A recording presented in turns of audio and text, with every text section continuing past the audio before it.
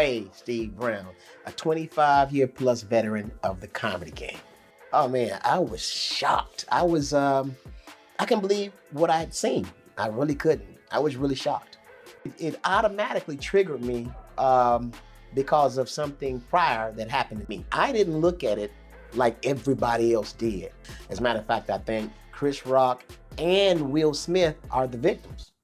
You know who's got the hardest job tonight? Javier Bardem and his wife are both nominated. Now, if she loses, Chris is looking pretty good right here. Win. Doing a great job. He is praying that Will Smith wins. Like, please, Lord. Mm-hmm. And you see Will Smith laughing. G.I. Jane 2, can't wait to see it. All right? All right. This right here is what got me. When Will Smith, when Chris Rock actually did the reference, you could see Will Smith actually laughing. He's enjoying himself. He's enjoying his night.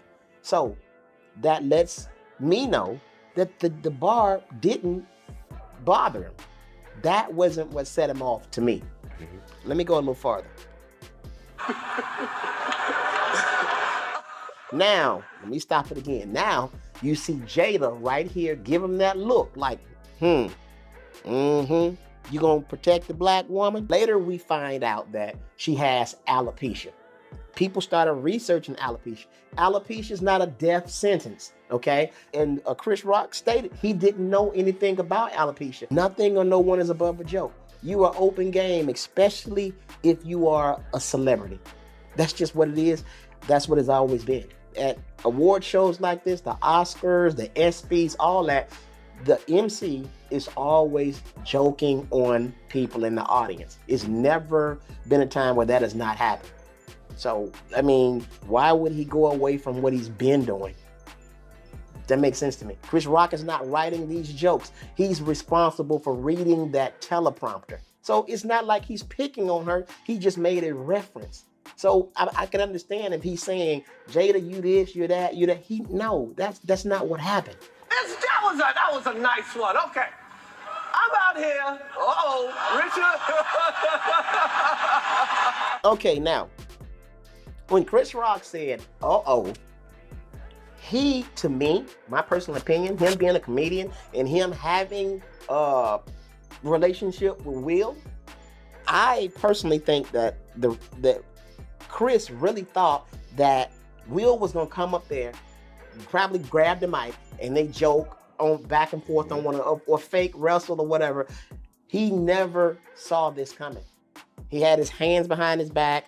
He thought it was like, okay, hey, my boyfriend to come up here, we about to get it in, have a good time, an Oscar moment, but he didn't think it was gonna be that type of Oscar moment, so that's what it was, I love Will Smith, number one. I love Will Smith, but number one, I'm thinking about my situation. So if I saw him coming at me like that, I'm gonna have to meet him halfway. We're gonna have to go at it like right then. You're just not gonna get a one-up on me like that. You know what I'm saying? Now that I know what you're about to do. So I'm probably gonna hit you first. We gonna have an Oscar moment. They're gonna be talking about the fight. They're not gonna be talking about the slap. He disrespected himself, number one, and I don't even realize he had the mental capacity to realize how bad he was hurting himself. Because again, he's emotionally wounded. The reason I know that he is going through something is because this is not his character. This man is going through some stuff, some dark stuff, and this is the reaction to what he's going through. God damn. Every time I look at this, it makes me go back to what happened to me. Every time. It makes me feel for him. I didn't feel sorry for Will Smith at the time until I started really doing my research, but I really felt really bad for Chris Rock, and it made me mad because security didn't intervene. You know what I'm saying? And this is starting to happen all over the place. People just walking on stage and hitting people or assaulting people or confronting people, and security is not doing anything. That is what pisses me off more than anything. You have to guard us. You have to make sure we're safe while we're up there making you money. You know what I'm saying? I mean, we matter. we have families to go home to. So, after all of this, and after my situation, well, even before this happened, I now take the attitude of a police officer. That's how I am on stage now. I take the attitude of a police officer. And the attitude of a police officer is, no matter what, I'm getting home to my family. Will Smith just smacked the shit out of me. Keep my wife's name out your f***ing mouth. Okay. Wow, dude. Yeah. It was a G.I. Jane jump. Keep my wife's name out your f***ing mouth. This will be echoed for years to come. Keep my wife's name out your mouth. And to me, this is where his wife stole his moment. She stole his moment just by the little reaction that she gave him to put pressure on him to go and do that. Oh, you're not going to protect the black woman? After she has emasculated this man so many times publicly, you know, and humiliated him. And this lets me know that this slap that he gave Chris Rock wasn't about the joke. It was about all of the humiliation that he's been going through from you, me, and everybody else. These memes, these tweets, all this stuff, and all of this pain came as a result of Jada putting all of this business in the streets. You know, the cheating and all that other stuff. And, you know, he's Will Smith. People are going to come at the highest man on the totem pole. And she's sitting back, letting it happen. And she's the result of it. So this man is frustrated. So now he's sitting here enjoying the biggest night of his life. What did she do? She stole it from him by putting pressure on him after she's emasculated him and made him look bad for so long. Then she's seeing him enjoying himself, and then she gives him that look. Oh, you ain't gonna protect the black woman? Then he goes up there and does it. Now, if she really cared about him, and if she really cared about him, she would have stopped him right then. He's under so much pressure to try to please her. Anything that she had said, he would have listened to her, because it's not about the Oscars. It's not about anything else. It's about him pleasing her. She has him so manipulated and wound up, he will do anything to get some type of validation from her. You don't believe me? Look at the slap. That's not Will Smith. Will Smith is not known for BS like this. So this is why I'm a Will Smith fan, I'm a Chris Rock fan, but honestly, the one who is in the most trouble here to me is Will Smith. And he's going through a lot of shit on the inside, and it's coming from home. That was a greatest night in the history of television. Okay. Hey man, this right here, it shows pure professionalism and restraint. I don't think anybody else could have sat there and let that happen. A lot of people like, man, I would have dove on him. I would have hit him. I'm biting the nigga in his back. I'm biting him dead in his damn back, in the small of his back. You know, right here, when you get hit, when you make you arch, that nigga would have arched that night. I'm telling you, and was not going to let go. Then I probably would have snatched somebody's wig and threw it on Jada. I would have went to the studio where the red table talk is, tipped that bitch over. Everything. Everybody got to pay that night. It would have been like, man, Will Smith slapped that comedian, but that comedian lost his mind. That is going to be embarrassing for eternity, because that clip is never going to go away. And the Oscars, as big as it is, it's not going to be remembered because it's the Oscars. It's going to be remembered because of the slap. That slap has overshadowed everything.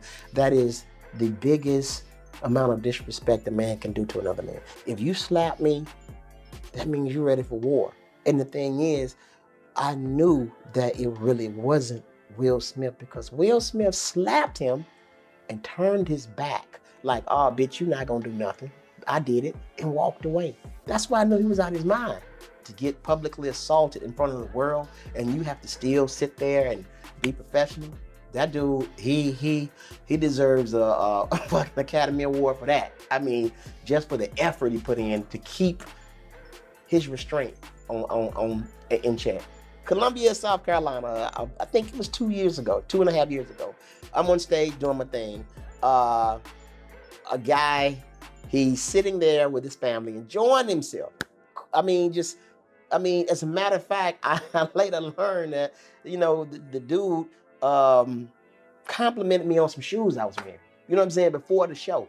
So he's enjoying himself, and I think he got a little too drunk. I don't know if I said a reference or whatever, but next thing you know, he's up. And the security guard tried to intervene. He didn't beat the security guard ass and knocked the shoe off, everything. That's how bad you get. You know you getting your ass beat when your shoe come off. So yeah, he beat him up. And then the MC of the show, he was like, "Oh man, we got him. Well, I'm sitting here watching that. No, y'all ain't got him because he just beat up the only security guard. That was the only one. So now you get patrons involved and everybody. So now all of a sudden you seeing the crowd move. And I'm like, okay, maybe they do have him. But the crowd is moving my way. So I'm like, it's moving towards the stage. I'm like, wait a minute, y'all got him? Yeah, we got him. Next thing you know, this fucker on stage. So the dude that's assuring me that everything is okay, when old dude get on stage, he throw his hands up and he leaves. I'm like, you fucker. You know what I'm saying? So now I'm up here, I gotta go at it with this dude. Mind you, I do the boxing thing or whatever, So I'm cool. I'm just like, okay, I'm this dude gonna come with it. I'm gonna show him what time it is. I'm not gonna hit him because I don't want to risk no lawsuit or no shit like that. So he's swinging. He's missing all this stuff. I'm ducking and dodging, but I'm looking over his shoulder thinking that security is going to come to my aid or some type of security. This motherfucker standing here with his shoe in his hand watching, so, the dude's still trying to hit me and I'm like, okay, I'm good. Then he picked up the bar stool. No, he picked up the mic stand and my leg was just like, nigga, you ain't trained for this. So I'm in trouble. So he throws the mic stand. Thank God the base flies off, hits the wall. I'm good. So I'm like, okay, maybe they're going to get him now. Nobody shows up. Then he picks up a bar stool. I'm like, this nigga trying to kill me.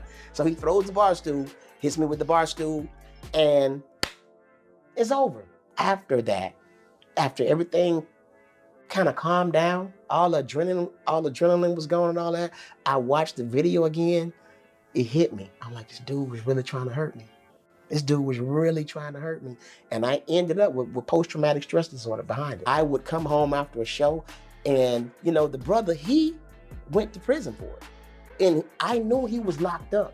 But when I would come home after a show, I would be checking around my house like he's gonna come out the bushes. I was up. Do you think Chris Rock is facing some type of post-traumatic distress after that? Of course.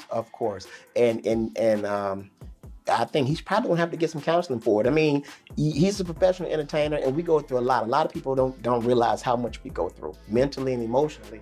And of course, he's gonna see it again. He's gonna have dreams about it. He's gonna have all that. Like for instance, when it happened to me, I would be on stage and I would see this nigga right here sitting in the audience, and I knew he wasn't there. You see what I'm saying? So yeah, Chris is gonna go through some stuff, and of course, social media, us, everybody else gonna continue to remind him, Y'all got my man right here. I'm talking to him right now, as a matter of fact. My man Marvin Totally, the nigga that tried to kill me. Anyway, so Marv, that night, give me a rundown. What was going through your mind that night, bro? I mean, I was having a good time. I ain't gonna lie, I was a little drunk, but it was something he said. I can't even remember, man. Flipped out. I got up there, man. So tell us how you beat up the whole club before you got to me. Yeah, it was a disaster right there, man. That was crazy. Like, I think I hit about 3 people before I got on the stage. I the one dude that I heard was security. I think I knocked him out. One of them. And then somebody else bit me though, man. Somebody else bit me like right before I got on the stage. So in the aftermath of all this, and you got time to process it and all that. So what did you learn from all that? What did you take away from all that? I honestly learned that, man, you got to be able to take some things. You got to be able to let some things go. That could have caused me. I had 7 charges. I think all of them except for 2, I was facing 10 years apiece. By the grace of God, I ain't gonna even lie, man. I came out with only 23 months after serving 11 years and 3 months in feds. So Marv, hold on. You tried to kill me and they only gave you 23 months? Me? Come on, Marv, me? I think the money we spent. I think the money we spent for that lawyer. That's what got me out, Steve. All right, so Marv, tell the people how you and I reconnected. I was sending you a lot of messages, man. I don't know if you was getting them off my whole page when it first came out. Because they do it like every year on Facebook. And man, I was saying, man, I got to holler at Steve because we was actually on good terms before I went and did that. Right. You know what I'm saying? Right. So that's why I was really reaching out. Like, man, Steve, I really wanted to apologize, to be honest. You know what I mean? Last thing though. I have to say this to you. And you know, I don't know what type of time you got on your hands, but I got time. And what I mean by that is I'm coming to Columbia to beat your ass. I'm gonna give you what you've been looking for. So we let's get the I do the boxing thing. So let's get together. Let's find a gym, a boxing gym, and have this exhibition match so I can show the world comedians got hands. Steve, you really want to do that though? You got a little small jacket on. It's making you look big. Hey man, that was Marv. And honestly, man, that was really, really dope for me, man, to know that after all that, we were able to handle it like men, and we established pure respect for each other. And honestly, I can't wait to see him again. And that's what it's all about, man. Misunderstandings happen. And of course, that was an isolated incident. But, talking to this brother on and off, man, he's a good brother. He's a good brother. It was just an unfortunate situation. And I wish him the best, him and his beautiful family. When you are Will Smith or Chris Rock, you tend to have copycats. I wish I was big enough to have copycats. I don't. But yes, you're going to have copycats, and people are going to want to do stuff like that because their idol or the person that they're a fan of did it. And then you got another thing. You got social media likes. Everybody's addicted to getting a like on social media. So you're going to have people with cameras. Hey, watch this. I'm about to go do this to a comedian. You know what I'm saying? It's going to happen, and it's already happened. You see what I'm saying? So I when I saw that was one of the first things I thought about, because I even put up a post about it. He opened the door for more stuff like this to happen. And it's so unfortunate. I think the biggest lesson that can be gotten out of this moment is that people need to practice self-control, and there needs to be a standard of comedy etiquette. Once you begin stand-up comedy, like I've gone through it, I think a lot of others should go through it, as far as comedians teaching each other on how things need to be. That has gotten away from this art a lot. People are like willy-nilly now. They can just do whatever they want to do as comics. Perfect example, T.I. Love T.I. to death, but somebody in his corner, all these guys, somebody needs to be a no man, not a yes man. You know what I'm saying? I haven't seen him on stage, but from the antics that I'm hearing and, the videos and stuff, his crew who's around him who are comedians, I'm holding them responsible, because at some point in time, y'all got to talk to him like, hey man, let me tell you how the game is. Let me tell you what not to do. Let me tell you how to maneuver. You know what I'm saying? And apparently, these people are not telling him that. And it's not fair to him. It is not fair to our line of business. You got this superstar on our stage, and he's just doing whatever the fuck he want to do, because the people around him are not telling him how it really is. So now he's looking like the bad guy coming in bullying us, but the dude really don't know. So come on, guys, you got a responsibility. Somebody taught you, and T.I. is a superstar, but in our genre, he's an open micer. Teach the open micer like you teach everybody else. You just need to, as comedians, police each other. We got to police each other. And that's just what it is. When I came into business, I had guys policing me and other comics who are great, and it needs to be handed down. And that's just what it is. But, this is a situation that hurt us. But it's going to make us open our eyes and see that some things can be changed for the better.